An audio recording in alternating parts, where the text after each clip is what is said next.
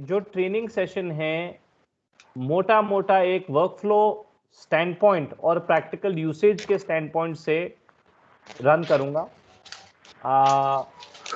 जो deep down product specification या technicals हैं वो इवेंचुअली आपको OEM से ही ट्रेनिंग लेनी पड़ेगी, बिकॉज वो OEM टू OEM डिफर करती हैं एंड वो बहुत ज्यादा टेक्निकल इन डेप्थ हो जाता है। जी सर, बिल्कुल ठीक है। Now tell me, falcon technologies में आई थिंक एक सॉफ्टवेयर का बंदा है जो ऑटोमेशन प्रोजेक्ट संभाल रहा है इनका। Any idea? सर पता नहीं इसका, यानी क्या नीरज कर रहा है sir? I am not sure. जो पहले आई थिंक नहीं, जिनको एक्सपीरियंस है सॉफ्टवेयर ऑटोमेशन में। एनीवे आगे चलते हैं। बेसिकली जो ब्रॉडकास्ट आईटी सिस्टम होता है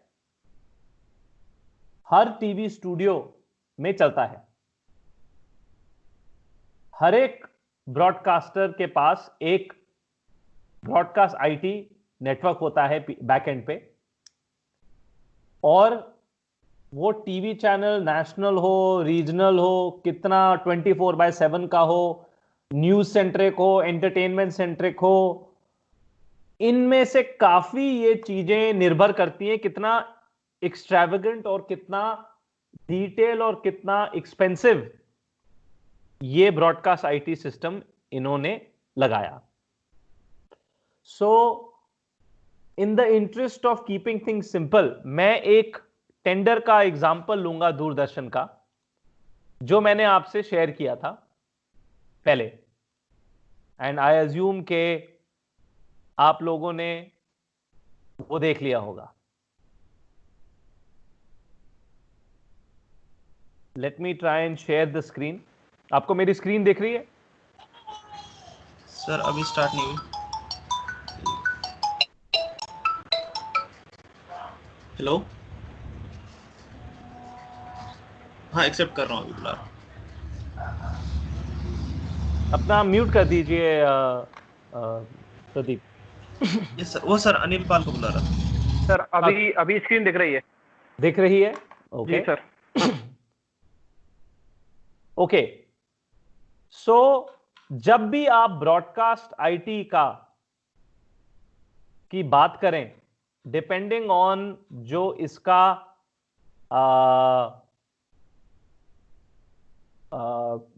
जितना डिटेल या जितना सॉल्यूशन बड़ा है, मेन कंपोनेंट्स ब्रॉडकास्ट आईटी में होते हैं फॉलोइंग। ये प्लीज लिखिए और इनसे आपको फेमिलराइज होना है, इन टर्मिनोलॉजी से फेमिलराइज होना है। सबसे पहला, मैं वर्कफ्लो स्टैंड पॉइंट से बात कर रहा हूं, जो चीज पहले आती है मैं वो पहला जिक्र करता हूं ताकि थोड़ी अंडरस्टैंडिंग में आपकी आसानी हो। सबसे पहले आता है इंजेस्ट। इंजेस्ट नाम सुना है किसी ने पहले? किसी नहीं को पता सर, है इंजेस्ट नहीं क्या? सुना सर, नहीं सुना। ओके। इंजेस्ट बेसिकली वो करता है, इसका फंक्शन होता है रॉ फीड या कंटेंट को जो प्ले करना है उसको रॉ फॉर्म में या उसको अनएडिटेड फॉर्म में, या जो भी कंटेंट आपको प्ले करना है उसको सिस्टम में इनपुट लेना, इंजेस्ट। ये कंटेंट काफी जगहों से आ सकता है। ये प्री रिकॉर्डेड कंटेंट होता है, हो सकता है जो वीटीआर से आ सकता हो, जिसको बेसबैंड कहते हैं, बेसबैंड फॉर्मेट से आ सकता है, कैमरा से, पीसीआर रूम से आ सकता है, डीएसएनजी वैन से आ सकता है, कैमरा बैकपैक से आ सकता है, ये आ सकता है आपके ब्यूरो ऑफिसेज से, कहीं और आपके ऑफिसेज हों वहां से आ सकता है, etcetera etcetera. Formats broadcast IT में आज के दिन में दो तरह के होते हैं, क्योंकि अब तो सब डिजिटल डोमेन में ही है। तो दो तरह के फॉर्मेट्स हैं। पहला तरह का फॉर्मेट उसको कहते हैं फाइल बेस्ड फॉर्मेट, और दूसरा तरह का फॉर्मेट थोड़ा ट्रेडिशनल है, पहले का चला आ रहा है, उसको बेसबैंड फॉर्मेट कहते हैं। और आज की डेट में काफी लोग मिक्स भी करते हैं, फाइल्स भी लाते हैं एंड बेसबैंड भी आती है। नाउ जो फीड्स इंजेस्ट होती हैं, उसके बाद फीड्स कहां जाती हैं? ये फीड्स जाती हैं एक स्टोरेज सिस्टम में। स्टोरेज सिस्टम में वो जाके फीड्स डंप हो जाती हैं और सेव हो जाती हैं। तो इसीलिए स्टोरेज, आप जब भी कस्टमर से बात करेंगे, एंगेज करेंगे, वो स्टोरेज बताएगा इतने टेराबाइट्स की है, इतने टेराबाइट्स की है, सिंगल है, रिडंडेंट है, फलाना ठिकाना। तो वो सारा डिपेंड करता है कि आपकी रेजोल्यूशन क्या है, फॉर्मेट क्या है, जो आपकी फील्ड है, प्रोडक्शन जिसको कहते हैं, प्रोडक्शन का। तो मेन जो फॉर्मेट्स होते हैं वो चाहे वो बेसबैंड की बात की जाए या आपकी फाइल बेस्ड फॉर्मेट की बात की जाए, ये XD कैम होता है या DVC प्रो होता है ना। ये दो फॉर्मेट्स जो हैं ये आपके दो कंपनीज ने डेवलप किए हैं। DVC प्रो फॉर्मेट है पैनासोनिक का और XD कैम फॉर्मेट है सोनी का। HD का जो आता है XD कैम 422 जिसको कहते हैं। नाउ दूरदर्शन का जो फॉर्मेट है, दूरदर्शन ने तकरीबन 4 साल या 5 साल या 8 साल पहले, मुझे एग्जैक्टली याद नहीं, डिसाइड किया कि वो सोनी के फॉर्मेट जो XD कैम जिसको कहते हैं उसको अपना डिफॉल्ट फॉर्मेट बनाएंगे और उनकी पूरी की पूरी प्रोडक्शन XD कैम फॉर्मेट में होगी। एनी क्वेश्चन सो फार? सर मेरी शेयर चली गई सर, मुझे स्क्रीन नहीं दिख रही सर आपकी। Just one second.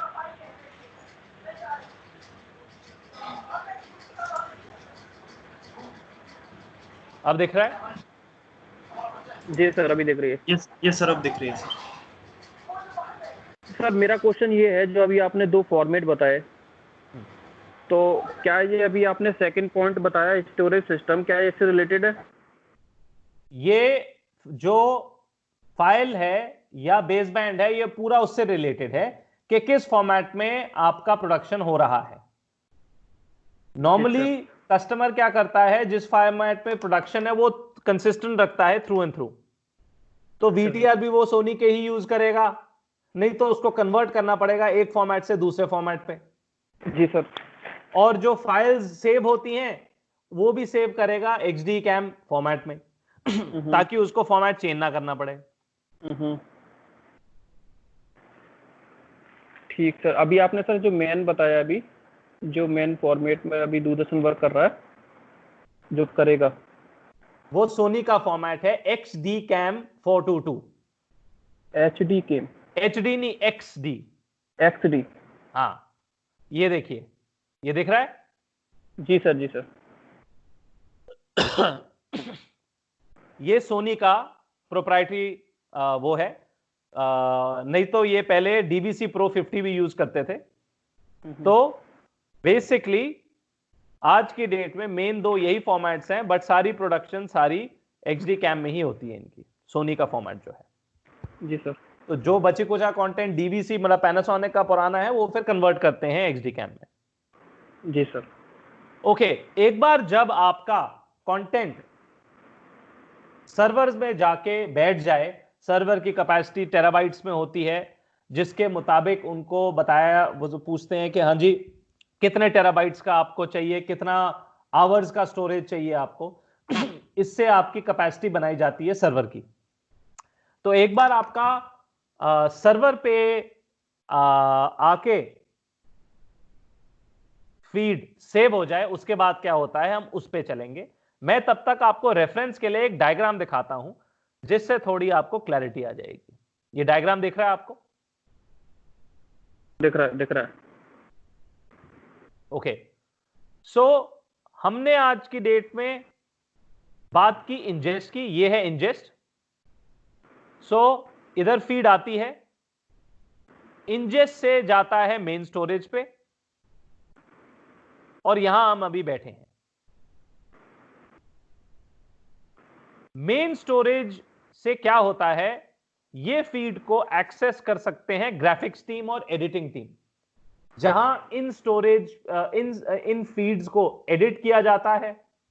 इनमें ग्राफिक्स डाले जाते हैं, लोगोस डाले जाते हैं, टिकर्स डाले जाते हैं, कैरेक्टर्स डाले जाते हैं, और इस रॉ फीड को एडिट करने के बाद साउंड एडिट किया जाता है, क्वालिटी चेकिंग की जाती है इसकी, कि आवाज जो है एक पर्टिकुलर लेवल की हो, फ्रेम में कोई ब्रेक्स ना हो, क्वालिटी ठीक हो, आरजीबी वैल्यूज ठीक हो।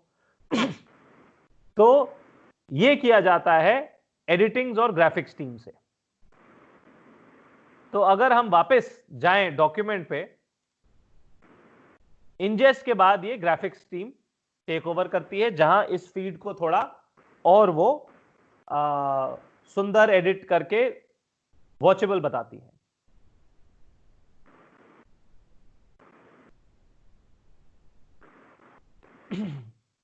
जो एडिटर्स होते हैं, आज की डेट में 3 या 4 तरह के पॉपुलर फॉर्मेट्स हैं एडिटिंग के, ये आप लिखिए, ये आपको सुनने में भी आएगा। एक टाइम पे final cut pro, FCP short में माना जाता था, वो बहुत पॉपुलर होता था, एप्पल का वो प्रोडक्ट था, और वो डिसकंटिन्यू हो गया है कुछ सालों से। तो पुराना ही वर्जन पे कोई काम एक्स्ट्रा हुआ नहीं है, वही अभी भी थोड़ा बहुत यूज होता है तो यूज होता है।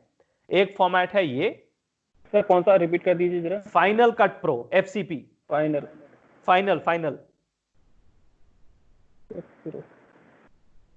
दूसरा फॉर्मेट है अडोबी प्रीमियर, आज की डेट में ये काफी पॉपुलर माना जाता है, करंटली जो यूज होता है।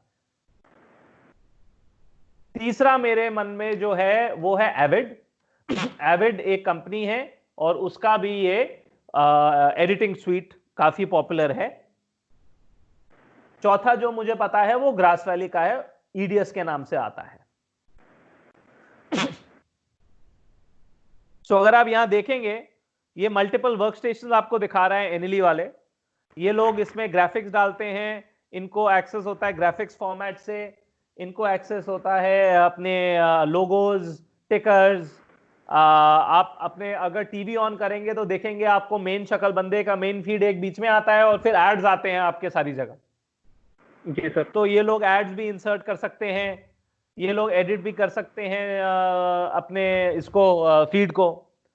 तो ये अलग अलग लेयर्स में जो फीड होती है, अलग अलग लेयर्स उसकी एडिट हो सकती हैं, ताकि आपको कंटेंट छोटा सा दिखे, फिर उसके अराउंड आपको एड्स दिखें, टिकर्स दिखें, लोगो दिखें।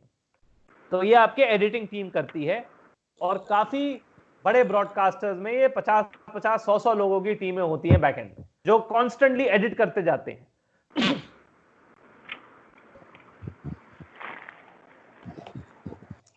एक बार कंटेंट एडिट हो गया तो फिर उसको शेड्यूलर में भेजा जाता है,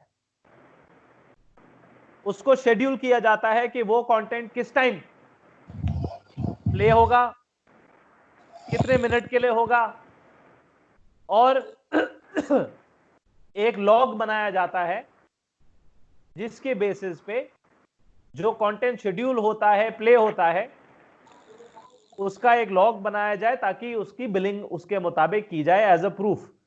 क्योंकि जो भी कंटेंट होता है उसमें एड्स होते हैं, वो सारा एक MIS बन के, जहां से कंटेंट वो जिसका आता है, पेड प्रोग्रामिंग आती है, वो उनको दिया जा सकता है। क्योंकि आपको पता है टीवी चैनल केवल एड रेवेन्यू से ही चलता है,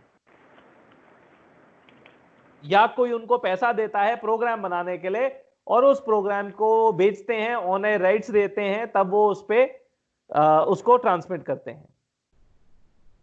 यही एक माध्यम है टीवी चैनल का आमदनी का।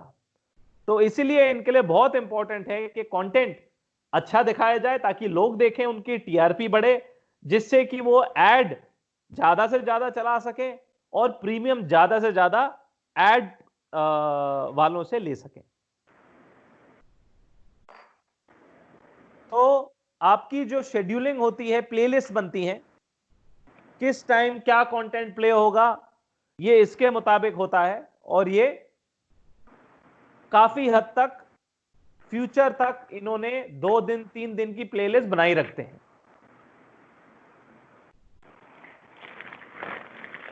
ये प्लेलिस्ट जो है ये डायनामिकली भी चेंज की जा सकती है। सपोजिंग कोई ब्रेकिंग न्यूज आ गई, एग्जिस्टिंग न्यूज को उन्होंने या एग्जिस्टिंग रिकॉर्डेड कंटेंट को उन्होंने डेफर कर दिया और ब्रेकिंग न्यूज को इंसर्ट कर दिया।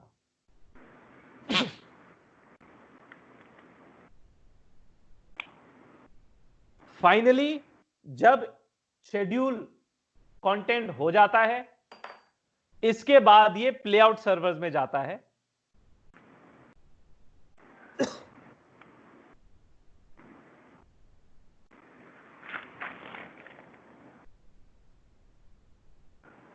ये है प्लेआउट। सो एडिटिंग के बाद ये कंटेंट जाता है प्लेआउट पे, और प्लेआउट से फाइनली ये आउटपुट आपके ट्रांसमिशन चेन में जाता है। फिर ये आपके ट्रांजिशन चेन में आपकी क्या तो टेलीपोर्ट हो, या ये डायरेक्टली फाइबर के थ्रू कहीं जा रहा है, या ये डीटीएच को जा रहा है, सीधा वहां चला जाता है फाइनल प्लेआउट करने के लिए।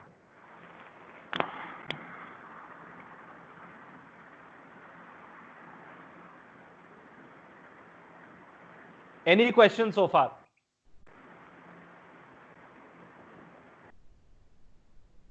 No sir.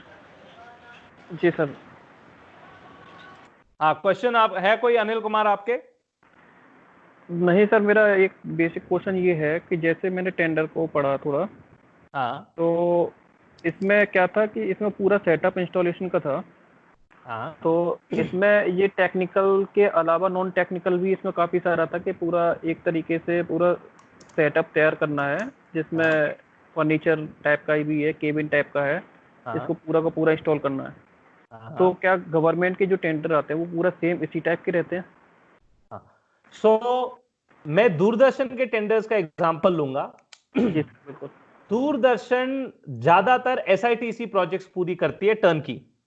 बिल्कुल। नाउ मैं इसमें बताना चाहूंगा जो नॉन टेक्निकल चीजें हैं, फर्नीचर, जैसे कि आपने बात की, कुर्सियों की बात हो रही होगी, इसमें चेयर्स भी मांगी होगी उन्होंने। बिल्कुल सर। ये सारी चीजें कॉस्ट कम करती हैं, दिमाग ज्यादा खराब करती हैं, मगर ये इनको आसानी के लिए ये अपने टेंडर में डाल देते हैं कि भैया अगर एक कॉन्ट्रैक्टर 15-16 करोड़ का टेंडर दे रहा है तो 4-5 कुर्सियां और डेस्क भी बना के दे देगा वो। बिल्कुल। सो काफी हद तक दूरदर्शन ये चीज करता है। एसीज भी हैं, एसी भी हैं। बिल्कुल सही, एसी भी ऐड कर देगा वो, कैबिन का कैबिन बनाएगा, एल्यूमिनियम पार्टीशंस बनवाएगा आपसे। बिल्कुल बिल्कुल। तो मैं एग्जांपल देता हूं, कुछ हद तक हमने ये काम काफी किया हुआ है, जो ये इसको सिविल वर्क कहते हैं। जैसे कि अपना ये हमने एचईवीसी टेंडर में पार्टिसिपेट किया है, तो वहां उन्होंने वो केबल ट्रेज बनवाने के लिए बोला है, आउटडोर इंडोर। फिर उन्होंने बोला है कि ये अर्थिंग सिस्टम बनाओ। फिर उन्होंने बोला है कि ट्रॉली दो ताकि वो रैक्स को ऊपर से एक्सेस किया जाए, तो ट्रॉली ऊपर नीचे हो पाए। आप लोग टोडापुर में गए थे तो उधर ट्रॉली एक दिखी थी ना, वो लंबी सी ऊंची सी, फोटोग्राफ भी खींची थी वहां हमने। एल्यूमिनियम की बनी होती है, पोडियम टाइप। हाँ हाँ सर, मैंने वो वहां पर देखी थी, टोडापुर में देखी होगी आपने, आज तक में भी देखी। वो तो बहुत तो आज तक में तो बहुत लंबी है, ये तो मतलब 10 फुट ऊंची होगी। तो ये चीजें भी बनवाते हैं ये लोग और वो देनी पड़ती। तो उसकी कॉस्टिंग एंड ऑल पता कर सकते हैं हमारे पास, जैसे आसिफ आते रहते हैं, उनको काफी हद तक इनकी चीजों की कॉस्टिंग है, ये सारी सिविल चीजें हैं। जी सर, जी सर।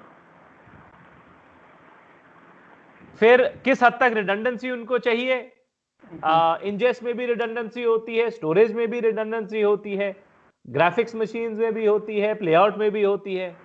तो ये टेंडर टू टेंडर डिपेंड करता है। टेंडर टू टेंडर ये भी डिपेंड करता है कि क्या क्या आइलैंड, जो मैंने आपको बताया, जो आइलैंड होते हैं अपने इंडिविजुअल वर्कफ्लोज होते हैं आईटी इंफ्रास्ट्रक्चर में, जैसे इंजेस्ट एक हो गया, स्टोरेज एक हो गया। तो इसमें बड़े प्रोजेक्ट्स में ये लोग अलाउ करते हैं कि मल्टीपल ऑपरेटर्स हर एक आइलैंड को, हर एक एस्पेक्ट को पे काम कर सके, क्योंकि फीड्स ही इतनी होती हैं। आप देखो आज तक जैसा बंदा, वो उसके इतने ऑफिसेज हैं, वो इंजेस्ट करेगा तो उसके कम से कम 20 से 30 लोग इंजेस्ट कर रहे होंगे एक टाइम पे। वीटीआर के थ्रू, ब्यूरो ऑफिसर्स को 5 स्टूडियो हैं उसके उस फैसिलिटी में, हर 5 स्टूडियो का इंजेस्ट हो रहा होगा एक फीड। तो ऐसे का मल्टीपल लोग, अब ये क्योंकि नेशनल चैनल्स हैं तो मल्टीपल लोग इंजेस्ट कर रहे होंगे, मल्टीपल लोग स्टोरेज पे काम कर रहे होंगे भाई, कि एक बार कंटेंट इंजेस्ट हो गया तो उसको एडिटिंग करनी है, उसके कोई मल्टीपल फॉर्मेट चेंज करने हैं, फिर प्ले आउट, उसके मल्टीपल चैनल्स हैं, हर चैनल के लिए पूरी प्ले आउट बनानी है, ग्राफिक्स बनाने हैं कंटेंट के जो पड़ा हुआ है। तो हर एक सब पार्ट जो होता है आईटी इंफ्रास्ट्रक्चर का, उसमें मल्टीपल लोग एक टाइम पे काम करते हैं बड़े सिस्टम्स में। उसके मुताबिक बैंडविड्थ बढ़ती है, उसके मुताबिक हार्डवेयर बढ़ता है। जो ये सिस्टम है, ये तो एक बंदे का सिस्टम है जो ये सारा कुछ कर ले, 1 से 2 लोग। तो ये जो मैंने आपको एग्जांपल जानबूझ के थोड़ा सिंपल तरीके वाला दिया है, जिसमें ये एक्सेल टेक्नोलॉजीज पुराना सिस्टम हमें एक जो उन्होंने ऑफर दिया था वो पुराने सिस्टम का था, थोड़ा कंसोलिडेटेड, क्योंकि उनके समझने में थोड़ी गलती हुई, उन्होंने समझा एक सिंपल सिस्टम हमें चाहिए। बट दूरदर्शन यहाँ काफी एक एक्सपेंसिव सॉल्यूशन की मांग कर रहा है, जहां मल्टीपल लोग हर एक एस्पेक्ट पे काम कर सकें।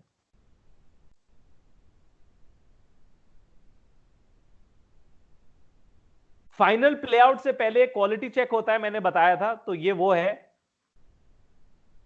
प्लेआउट तक हम आ गए थे, तो प्लेआउट सर्वर की भी ये जैसे एक टेक्निकल स्पेसिफिकेशंस हैं।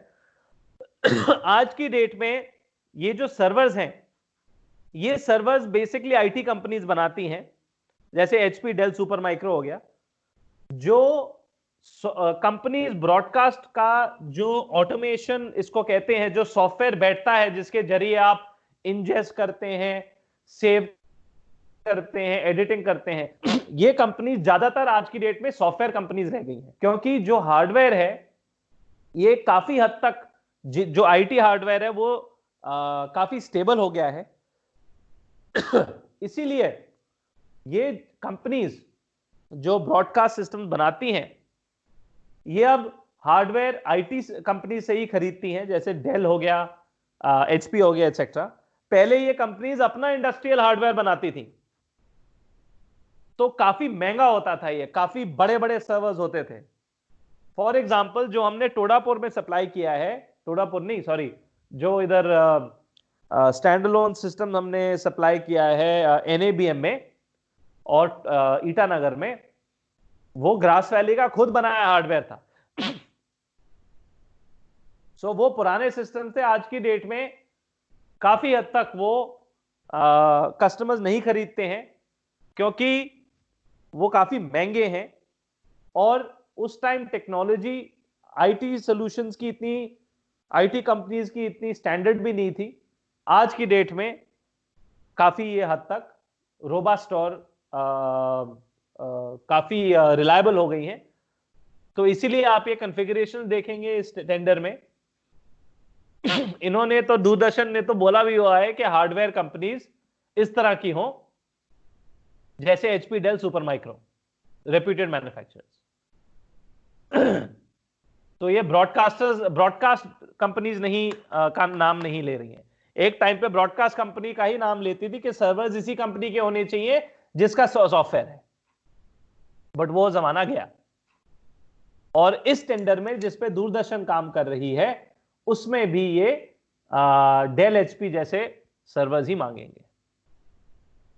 फिर ये सेंट्रल सर्वर जो हमने बात की है, जिसपे स्टोरेज होती है,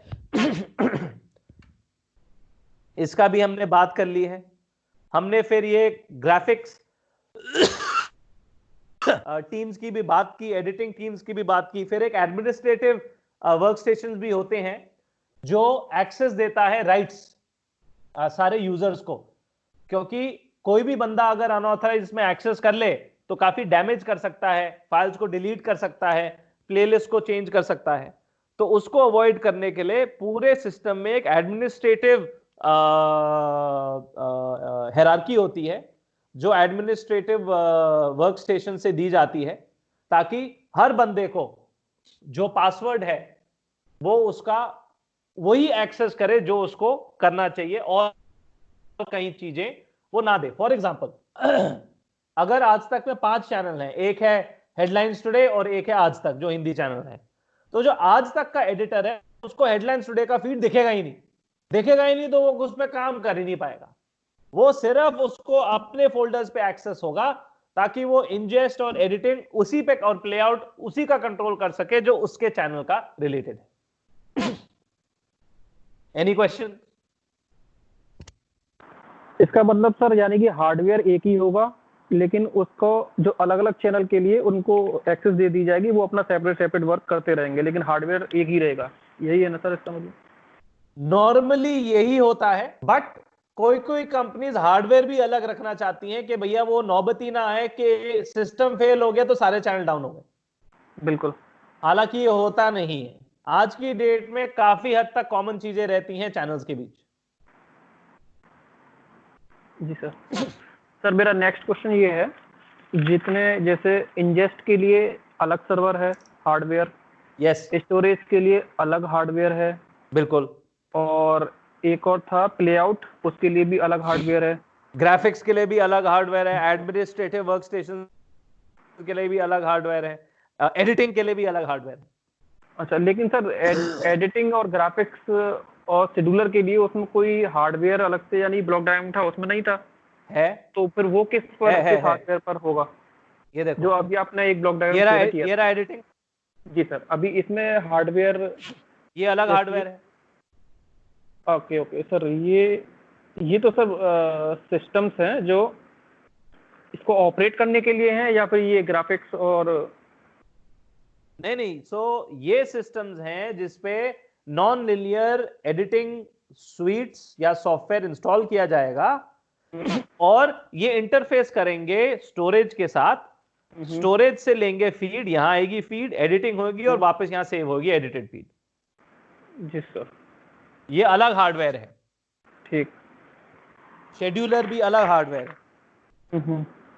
और सर जो मेन इनके जो एक आपने जैसे एडिटिंग के सॉफ्टवेयर्स बताए, जो मेन सॉफ्टवेयर्स रहते हैं इस सिस्टम में मेन सिस्टम में, तो इनके अलावा और कौन कौन से सॉफ्टवेयर हैं जो मेन सॉफ्टवेयर में आते हैं, जैसे हार्डवेयर की रेंज में जो कॉस्टली होते हैं? जैसे प्लेआउट के लिए कुछ रहता होगा सर सॉफ्टवेयर, और इंजेस्ट के लिए कुछ सॉफ्टवेयर रहता होगा।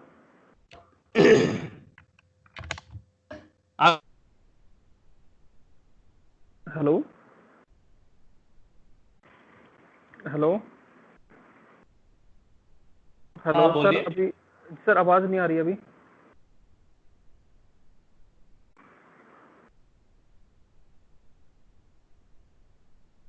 हेलो सुदीप, आवाज आ रही है क्या मेरी? हाँ, मेरे को तो आ रही है आवाज। अच्छा, सर की आवाज नहीं आ रही अभी। करण सर की आवाज चली गई है। ये सर आ रही है, ये अच्छा अनिल पाल है। आपकी आवाज आ रही है? सर आपकी आवाज ब्रेक कर रही है सर।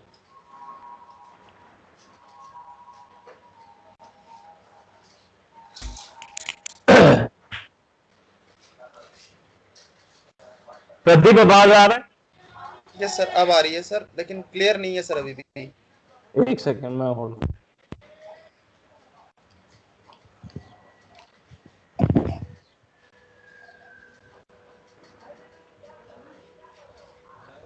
हेलो, ये अभी भी सर फटी हुई सी आवाज आ रही है सर। ये माइक का इशू लग रहा है मुझे।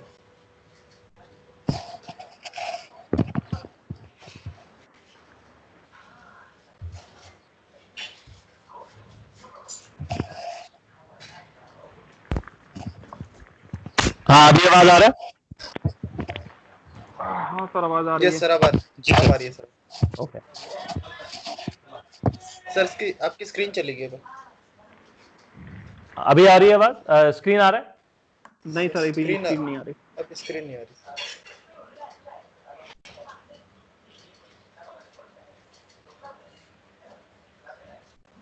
अभी आ रही है?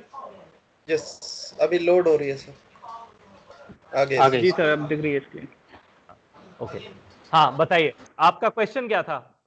सर मेरा क्वेश्चन ये था, जैसे आपने एडिटिंग के लिए कुछ सॉफ्टवेयर्स बताए जो मेन सॉफ्टवेयर रहते हैं, जैसे हार्डवेयर का एक अपना पार्ट है, ऐसे ही सॉफ्टवेयर का एक अपना पार्ट है। यस। तो ऐसे ही मैं ये जानना चाह रहा हूँ, जैसे कि हार्डवेयर अलग अलग है, इंजेस्ट के लिए, प्लेआउट के लिए, स्टोरेज के लिए, हाँ। शेड्यूलर के लिए और ग्राफिक्स के लिए। तो ये आई थिंक एडिटिंग तो आई थिंक ग्राफिक्स के लिए हो जाता होगा। तो ऐसे ही कुछ मेन सॉफ्टवेयर और हैं जो प्लेआउट और इंजेस्ट के लिए यूज होते होंगे? सो मेन सॉफ्टवेयर है जो ब्रॉडकास्ट कंपनी बनाती है, for example Excel technologies. Excel technology, ठीक है, जिसके साथ हम यहां काम करना चाहते हैं, जिसका प्रोडक्ट हम प्रपोज करना चाहते हैं, जिसके साथ कॉन कॉल हुई थी 2 दिन पहले। जी सर। सिमिलरली ग्रास वैली,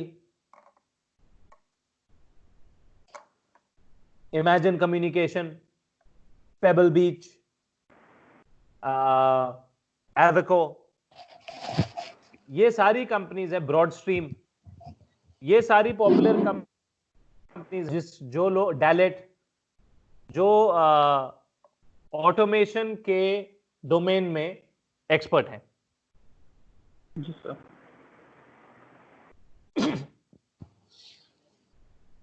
तो ये कंपनीज हैं जो एक्चुअली ब्रॉडकास्ट का सॉफ्टवेयर बनाती हैं।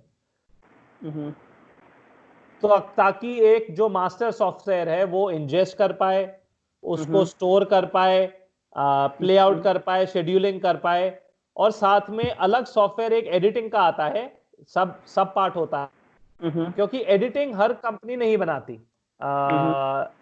और ये एडिटिंग कंपनीज क्या करती हैं, अपना सॉफ्टवेयर ना दूसरी ब्रॉडकास्ट सॉफ्टवेयर कंपनीज को बेचती हैं, या कंज्यूमर्स कस्टमर्स को, ब्रॉडकास्टर्स को बेचती हैं, ताकि वो अपना एडिटिंग सॉफ्टवेयर खरीदे इन कंपनी से, जो 4-5 कंपनीज इनिशियली मैंने आपको बताई थी, एविड हो गया, इमेजिन हो गया, उनसे खरीद के, चाहे किसी का भी ऑटोमेशन सॉफ्टवेयर यूज हो रहा है उसके साथ वो इंटीग्रेट हो जाता है। सो फॉर एग्जाम्पल अगर मैं एक्सेल टेक्नोलॉजीज का ऑटोमेशन सॉफ्टवेयर लेता हूं, जो इंजेस्ट प्लेआउट करता है, ग्राफिक्स एंड ऑल का सारा करता है, एडिटिंग मैं ले सकता हूं ग्रास वैली का, और ग्रास वैली का एडिटिंग इसके साथ इसके सर्वर्स और सॉफ्टवेयर के साथ, ऑटोमेशन सॉफ्टवेयर के साथ इंटीग्रेट हो जाता है और बात कर सकता है। जी सर। सो फॉर एग्जाम्पल मैं अगेन आपको ये डायग्राम के जरिए दिखा, ये डायग्राम दिख रहा है आपको? जी सर। तो ये सारा हार्डवेयर हो गया, फॉर एग्जांपल डेल का, सॉफ्टवेयर हो गया एक्सेल का, और ये जो एनएलई है, नॉन लीनियर एडिटिंग जिसको बोलते हैं, जो इसके साथ इंटरफेस करता है एडिटिंग करने के लिए फीड्स को, वो किसी का और थर्ड कंपनी का भी हो सकता है। बिल्कुल। क्योंकि ये 3-4 ही कंपनीज हैं दुनिया में जो ये बनाती हैं सॉफ्टवेयर एडिटिंग वाला। मैंने इनिशियली नाम लिए थे उसके, फाइनल कट प्रो के, एडोबी प्रीमियर के, आपको याद होगा। ये है। जी सर, अभी क्लियर है। यानी कि एक कॉमन सॉफ्टवेयर होता है जैसे ऑटोमेशन का, जो सारे सारे सर्वरों को कंट्रोल करता है, और इसी पर ही पूरा काम होता है, जो भी यानी कि पूरा इंजेस्ट होकर फिर वो स्टोरेज में जाता है डाटा, और फिर वो उस पर एडिटिंग होती है, शेड्यूलिंग होती है, उसके बाद वो प्ले आउट से फाइनल आउट जिससे मिलता है। बिल्कुल सही। जी सर। और एडिटिंग सॉफ्टवेयर कोई भी हो सकता है। जी सर। जैसे एक्सेल अपना एडिटिंग सॉफ्टवेयर नहीं बनाती, वो थर्ड पार्टी के साथ इंटीग्रेट करती है। ओके।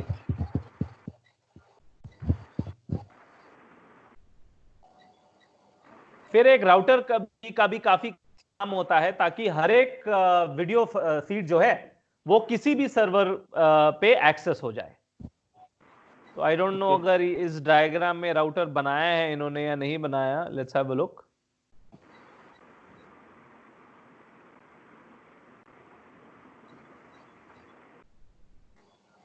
नहीं, यहां बनाया नहीं है। वैसे एक राउटर होता है जो सारी HDSDI स्ट्रीम्स को एक्सेस कर सकता है, ताकि आपको मैन्युअली पोर्ट्स कभी भी किसी सर्वर में चेंज ना करने पड़े। जी सर। वो पीछे राउटिंग स्विचर से भी कोई भी फीड आप किसी भी सर्वर में दे सकते हैं। मतलब बेसिकली से ये जैसे ये आईपी स्विच दिख रहा है ना आपको, वैसे ये राउटर एसडीआई के लिए स्विचिंग करता है और एक्सेस करता है।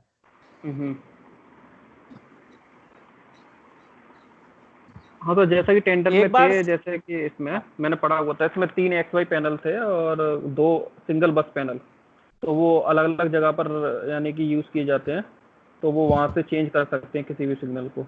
जैसे इंजेस्ट में आपने बताया कि 4 पोर्ट का इनपुट के लिए, बिल्कुल, तो बिल्कुल वो 4 पोर्ट यानी कि राउटर के आउट पर कनेक्ट रहते होंगे और इनपुट पर काफी सारी यानी 32 इनपुट से इनको एक साथ कनेक्ट कर सकते हैं, जिनको स्विच कर सकते हैं 4 आउटपुट पर। किसी भी इनपुट को किसी भी आउटपुट पे आप दे सकते हो। आप दे सकते हैं, जी सर। करेक्ट। ताकि तो यहाँ पर राउटर का मेन यूज जो भी आपके सोर्सेज हैं, जो भी, हाँ, राउटर का यही है कि कोई भी इन कहीं भी आप राउट कर दो। बेसिकली जैसे आईपी स्विच का काम होता है आईपी लेवल पे, राउटर का काम होता है एचडीएसडी लेवल पे। बिल्कुल सर।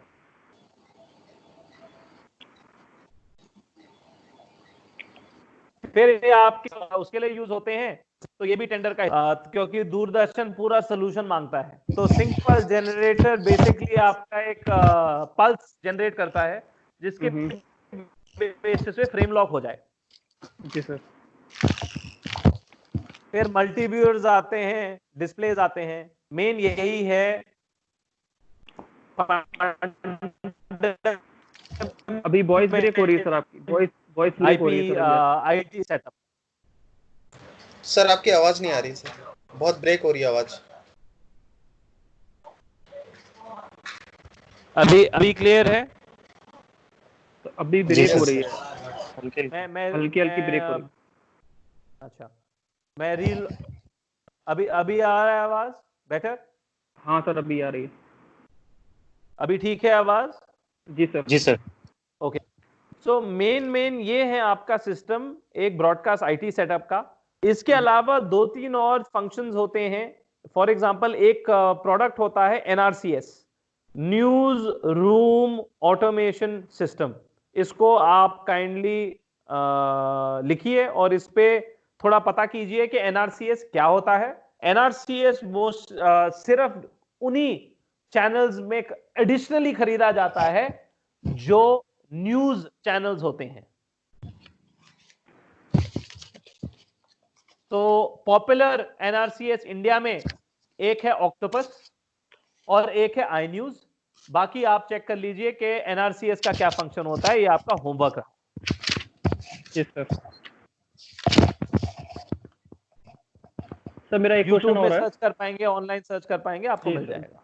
जी सर, एक क्वेश्चन और है। हाँ, इस टेंडर में सर मैंने एक और हार्डवेयर देखा था, जैसे एक तो हमारा पल्स जनरेट सिंक जनरेट हो गया, तो ये तो हमने देखा हुआ है, हमने यूज भी किया था सिंपल। यानी एक सर इसमें एक एक्स्ट्रा हो रहा है, एक frame pulse generator. Frame pulse नहीं, फ्रेम सिंक्रोनाइज। फ्रेम सिंक, जी सर, फ्रेम सिंक्रोनाइज। हाँ, तो वो उसका काम क्या है सर? मैं इसका आइडिया नहीं। सर्च कीजिए कि फ्रेम सिंक्रोनाइज क्या करता है। ये बड़ा सिंपल प्रोडक्ट है। ब्रॉडकास्ट में दोनों चीजें यूज होती हैं, एसपीजीज भी होते हैं एंड फ्रेम सिंक्रोनाइजर भी यूज होता है। जो एसपीजी होता है वो एक्चुअली पल्स जनरेट करता है टाइमिंग के लिए, और जो फ्रेम सिंक्रोनाइज होता है वो एक्चुअली आपके वीडियो फीड को ऑल्टर करता है ताकि वो पल्स के बेसिस पे आपकी फ्रेम्स जो हैं, फ्रेम बाय फ्रेम कुछ उसमें ऑल्टरेशन या चेंज ना है, डिले ना है। एक तो सिर्फ पल्स जनरेट करता है और एक एक्चुअली चेंज करता है। तो ये दोनों चीजें आप एक बार सर्च करके इसमें देखिए इसका फंक्शन क्या है। जी सर।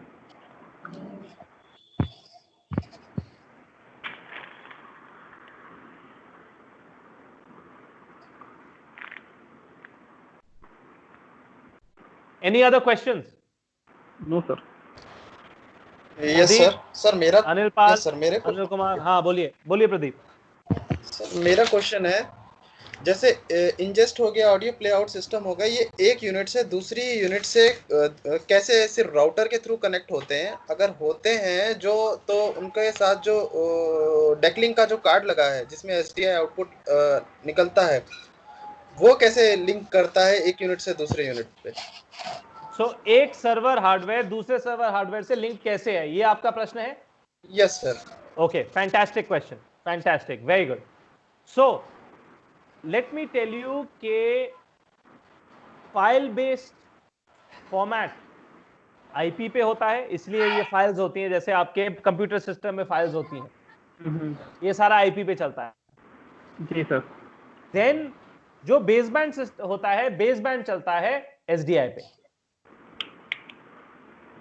ओके, सो ये डायग्राम आपको दिख रहा है?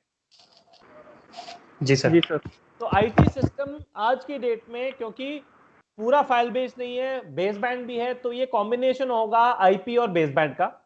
नाउ हम वर्कफ्लो लेते हैं, इंजेस्ट से काम करते हैं। इंजेस्ट हो गया, ये दिख रहा है आपको? जी सर। फॉर एग्जाम्पल इंजेस्ट 1, ये आपके काले रंग की इनपुट आ रही है। जी सर। और फिर एक रेफरेंस सिग्नल भी आ रहा है। रेफरेंस मीन सिंक रेफरेंस हो गया सिंक, एकदम सही। जी सर, बिल्कुल। जो ये दो केबल्स हैं, ये इंजेस्ट सर्वर दोनों तरह के फॉर्मेट्स लेगा। ये आईपी भी लेगा, जो फाइल बेस्ड फॉर्मेट है, फाइल बेस्ड इंजेस्ट जिसको कहते हैं, माने के किसी और सर्वर में फीड पड़ी है, उस सर्वर से इस सर्वर को कनेक्ट किया जा सकता है। और दूसरा ये ले सकता है इंजेस्ट एसडीआई फॉर्मेट पे, जिसको बेसबैंड फॉर्मेट कहते हैं, जो वीटीआर से आएगा या राउटर से आएगा। सो इंजेस्ट वीटीआर एसडीआई में भी होगा और आईपी में भी होगा।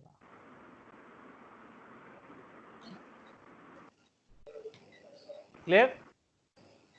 सर ये मेरा एक क्वेश्चन और है, सारे के सारे सर्वर्स जो कम्युनिकेट करेंगे वो डेटा स्विच के थ्रू ही करेंगे, या तो इनमें इंटरनल कनेक्शन होंगे एक सर्वर मैं आगे से सर्वर में? मैं आगे बताता हूं। जी सर। इंजेस्ट से जाता है ये स्टोरेज पे। जी सर। इंजेस्ट और स्टोरेज आपका आईपी पे या फाइबर पे कनेक्शन होता है। ओके। जो इंटरनल नेटवर्क है सर्वर टू सर्वर, वो आईपी पे ही होगा, वो बेसबैंड में नहीं होता। सर्वर से ग्राफिक मशीन, सर्वर से एडमिनिस्ट्रेशन, सर्वर से एडिटिंग, सर्वर से ग्राफिक्स, ये सारा आईपी पे होगा। कहीं भी इसमें बेसबैंड नहीं होगा। ये इस कनेक्शन की बात हो रही है, ये दिख रहा है आपको? जी सर, बिल्कुल। नाउ इसके बाद ये आ गया शेड्यूलिंग करके प्लेआउट पे।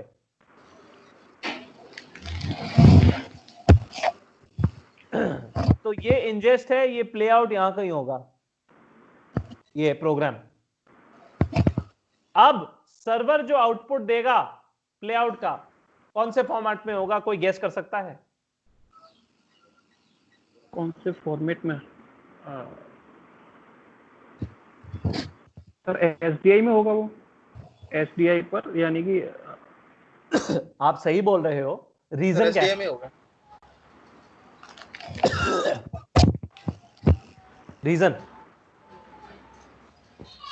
सर रीजन क्योंकि राउटर को इनपुट दे रहे हैं हम यहाँ पर, तो राउटर पे इनपुट तो एसडीआई। वो छोड़ दो, अगर राउटर नहीं होता तो क्या रीजन होता कि आप सर्वर का आउटपुट, जो फाइनल प्लेआउट का आउटपुट है, वो एसडीआई में? क्या रीजन? सर रीजन ये है इसका, क्योंकि सारे ब्रॉडकास्ट इक्विपमेंट एसडीआई फॉर्मेट को ही फॉलो करते हैं सर। जी सर, बिल्कुल, ये भी है। बिल्कुल सही। इसके बाद प्लेआउट के बाद ये मास्टर कंट्रोल या ट्रांसमिशन में जाएगा, जिसका फॉर्मेट एसडीआई है।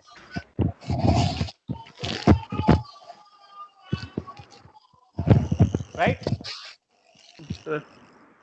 सो इनपुट लिया आईपी में या बेसबैंड, दोनों में। Internal networking server to server सारी आईपी या फाइबर पे हुई, और उसके बाद आउटपुट गया वापस एसडीआई पे एंड आउट। जी सर।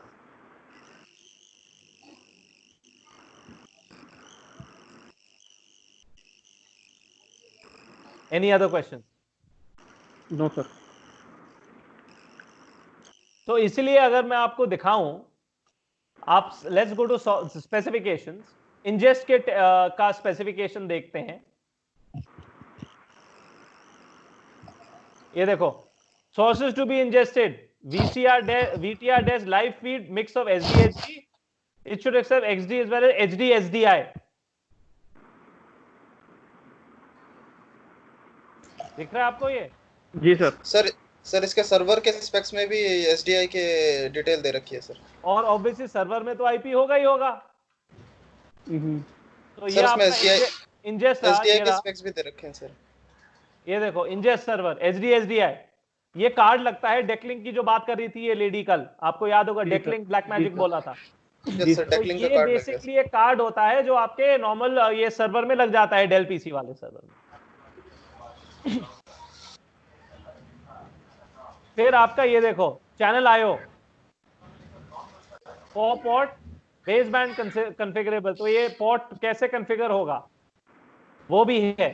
फिर फॉर्मेट, और ये देखिए file based format, file based format इनको चाहिए XD कैम, DVC प्रो भी मांगा है। ये थोड़ा और डिटेल में जा रहे हैं। अब ये देखो आईओ इंटरफेस, HD SDI की तो बात कर ली हमने। फिर ये RS422 कंट्रोल के लिए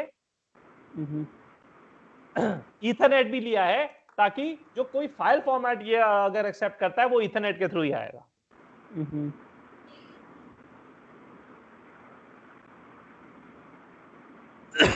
अब कोई बता सकता है सर्वर में, स्टोरेज में कौन सा फॉर्मेट होगा?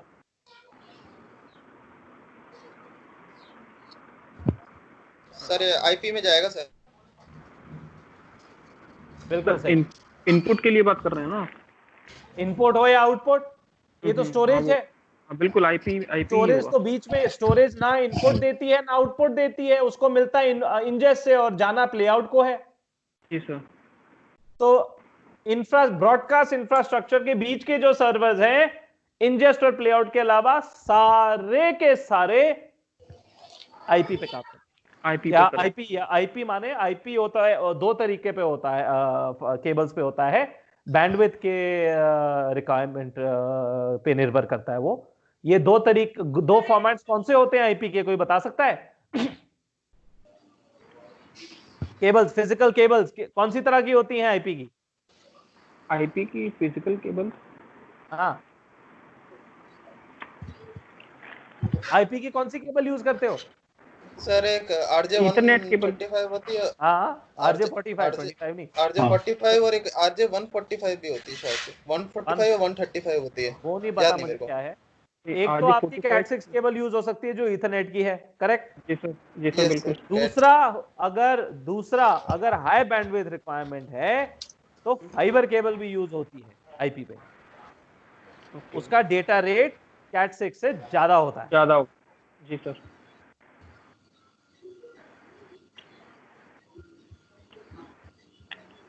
What else? और कुछ, और कोई क्वेश्चन? नहीं सर। तो दूरदर्शन के टेंडर की और खासियत ये भी है, आप लोग जान गए होंगे कि 98-99% बिल ऑफ मटेरियल वो खुद ही बताते हैं कि क्या है उनका।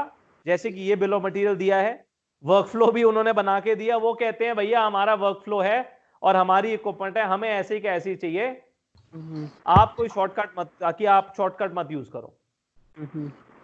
तो अगर आपका वही काम, ये जैसे 2 मॉनिटर मांग रहा है, आप 1 मॉनिटर में करके दे सकते हो, कहता है नहीं आप डिस्क्वालीफाई हो जाओगे, कहता है नहीं जी मुझे तो 2 मॉनिटर ही चाहिए चाहे कुछ भी हो जाए। क्लियर? जी सर। तो इसलिए दूरदर्शन के टेंडर्स मुझे थोड़े आसानी लगते हैं क्योंकि वर्कफ्लो वो बना के देते हैं। अगर आपने काम कर लिया प्री टेंडर के दौरान तो आपका काम आसान हो जाएगा। जी sir.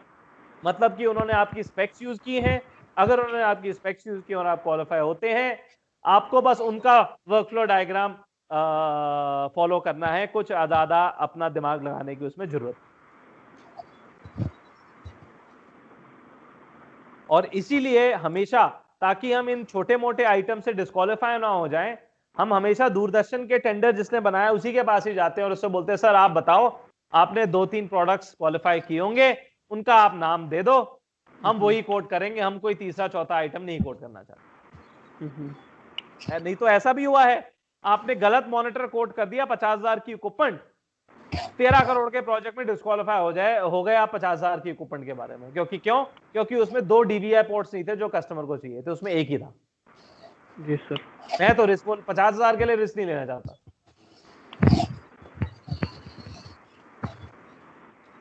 Any questions? No sir. जी नहीं। No sir. तो आई होप इस ट्रेनिंग सेशन के बाद आपको एक टिपिकल चैनल के ब्रॉडकास्ट IT सिस्टम का ओवरव्यू मिल गया है। जी सर। एंड जिस तरह मैंने कल डिस्कशन की इस लेडी के साथ, उस तरह आप लोग भी अब ये डिस्कशन फॉरवर्ड कर पाएंगे, ताकि एक सिस्टम डायग्राम, एक बजटरी कोट हम प्रपोज कर सकें कस्टमर को और एक डिस्कशन कर सकें। चाहे कस्टमर को कौन कॉल लेके डिस्कशन करनी हो, कस्टमर के साथ कोई प्रॉब्लम नहीं है, OEM के साथ। सो प्रदीप और अनिल कुमार, अभी कोई क्वेश्चन आए हैं ये लेडी के, तो मैं चाहता हूं आप बिल्लानंद से कोऑर्डिनेट करके इन क्वेश्चंस का आंसर दीजिए, ताकि ये सिस्टम बना ले हमारे लिए। जी सर। आप लोग कॉपीड हो उस ईमेल में जो सिमियोना ने भेजी है कल? सर मैं तो हूं सर। तो अनिल और मैंने भी दोनों चेक सर, मैंने अभी चेक नहीं किया। दोनों है सर, दोनों है सर, दोनों ही। सो इसमें बेसिकली वो QC पूछती है। कोई मुझे बता सकता है QC का क्या फंक्शन है? तो जैसे आपने बताया लास्ट में क्वालिटी चेक करने के लिए जो भी एडिटिंग हुई है या जो भी काम हुआ उसका फाइनली उसको चेक करने के लिए कि सब कुछ जैसा ऑडियो आउटपुट हमको क्वालिटी, चाहिए था वो सारा सब कुछ। सेटिंग्स। यस। जी सर। तो ये रिक्वायर्ड पूछ आउट। रही है कि QC का are they going to need a tool such as button और समथिंग डिफरेंट। इसका मतलब QC के थर्ड पार्टी मैन्युफैक्चरर्स होते हैं, जैसे कि एडिटिंग स्यूट्स के होते हैं। तो QC का चेक प्रोडक्ट उनको थर्ड पार्टी का चाहिए, जो कि बहुत डिटेल में QC देता है। फॉर एग्जांपल, जैसे इसने बटान का नाम लिया है, BATON।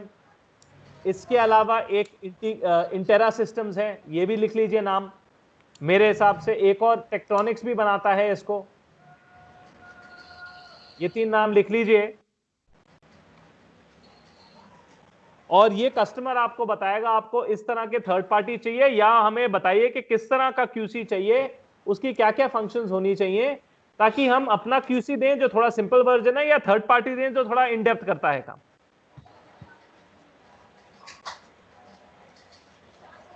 क्लियर?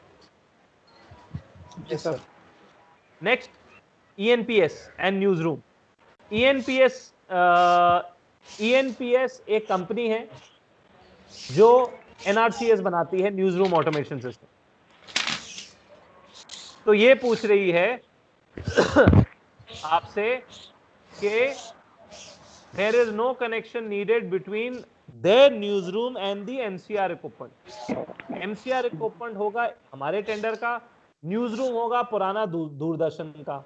तो ये दूरदर्शन से पूछना है कि आपके NRCS से हमारे प्रोजेक्ट का क्या लेना देना। अगर आप मेरी पुरानी ईमेल पढ़ेंगे जो मैंने सिमियोना को लिखी थी, उसमें मुझे बिल्लानंद ने NRCS भी बताया था। आप खुद ही कोट मतलब ऑप्शन लग रहा था, आप खुद भी कोट कर सकते हो, ये बोल रहा था। तो NRCS इस सिस्टम का होगा या नहीं होगा, ये हमें पता नहीं।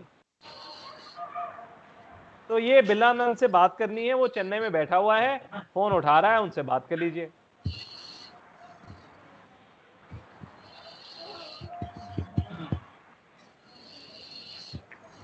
आपको मेरी स्क्रीन दिख रही है? जी सर। Yes sir.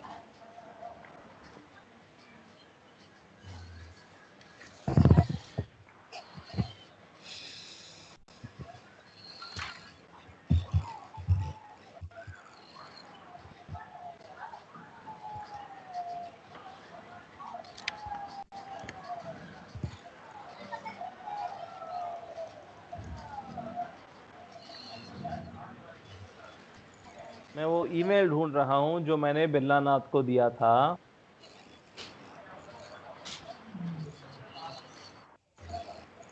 जहां एनआरसीएस की भी बात की थी।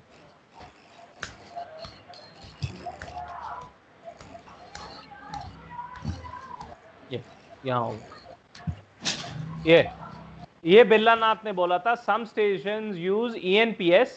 ईएनपीएस आपका कंपनी है जो एनआरसीएस बनाती है, एंड सम केंद्रास use open in house developed NRCS, मतलब खुद का उनका बनाया हुआ है ओपन सोर्स का। तो वो बोल रही थी कि वो बोल रहे थे कि आप अपने सिस्टम के साथ एनआरसीएस पोर्ट करो। तो इनको नॉर्मली मेरे एक्सपीरियंस में दूरदर्शन एनआरसीएस टेंडर के साथ नहीं, अलग टेंडर करता है एनआरसीएस का। तो आई थिंक ये बिरलानंद से बात करनी पड़ेगी। उन्होंने बताया तो है कि एनआरसीएस भी दो साथ में। तो आप लोग इसमें क्लैरिफाई कीजिए कि एनआरसीएस आई डोंट थिंक देने की जरूरत है, क्योंकि एनआरसीएस ये कंपनी बनाती नहीं है, वो थर्ड पार्टी आइटम होगा। तो हम एनआरसीएस नहीं कोट करेंगे मेरे ओपिनियन में। प्रदीप, आपका क्या कहना है? सर जो हमारे स्कोप में नहीं है उसको अवॉइड करने में ज्यादा अच्छा है, अदरवाइज हमारी प्राइस कोड बढ़ जाएगी सर। नहीं, वो और तो है ही है, मगर अगर वो थर्ड पार्टी आइटम है, कल को अपने इंटीग्रेट करना पड़ा तो हम इंटीग्रेट कर देंगे, क्या प्रॉब्लम है? मगर ये पता सर होना चाहिए कि हमारा रिलेशन क्या है एनआरसीएस से। Yes sir.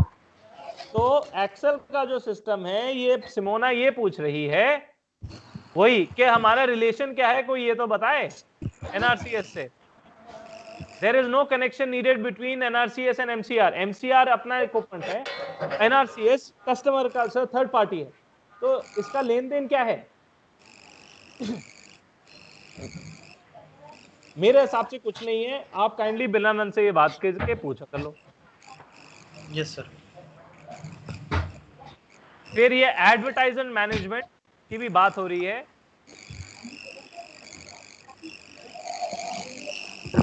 ये थोड़ी इंफॉर्मेशन आपको चाहिए होगी। If they need a reconciliation report to be issued and basically how they need to, तो वर्कफ्लो पूछ रही है ये। तो ये प्लीज क्लैरिफाई कीजिए बिलानंद से कि एड मैनेजमेंट कैसे होगा। आपको रिपोर्ट हमारी रिपोर्ट में चाहिए, कोई एजरन लॉग या कुछ चाहिए आपको? ये नाम लिखिए कीवर्ड एजरन लॉग, कि क्या क्या ऐड प्ले हुआ है कितने देर में। ये आप बिरलानंद से पूछेंगे तो आपको थोड़ा वो एक्सप्लेन कर पाएगा, और इसके मुताबिक सिमोना को आप रिप्लाई कीजिए। Yes sir.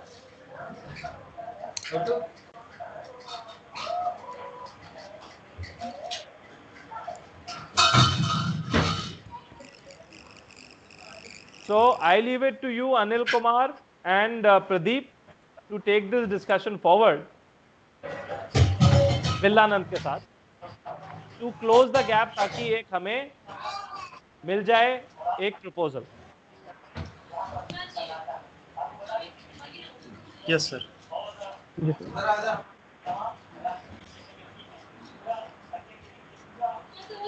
जो रैमकॉम नाम लिया हुआ है, रैमकॉम सोल्यूशन एक्सेल का है, जो एड्स को करता है,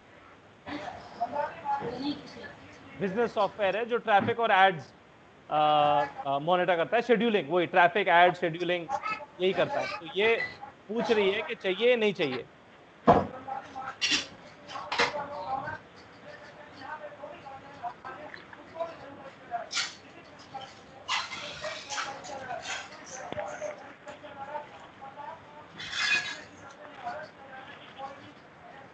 मैं ये लिंक भी आपको दे रहा हूं, ये इसका लिंक है।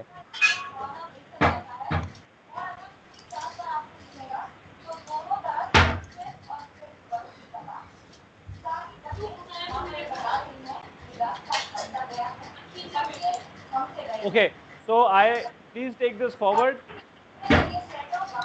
ताकि ये विद इन नेक्स्ट वीक हम एक सोल्यूशन बना के बिरलानाथ को प्रेजेंट कर सकें।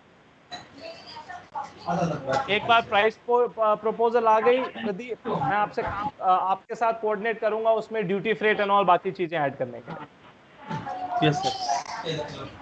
Okay, if there are no other questions then we can end this call. Sir no question. Okay, जी sir, thank you very much, all the best. Okay, thank you sir. Thank you sir.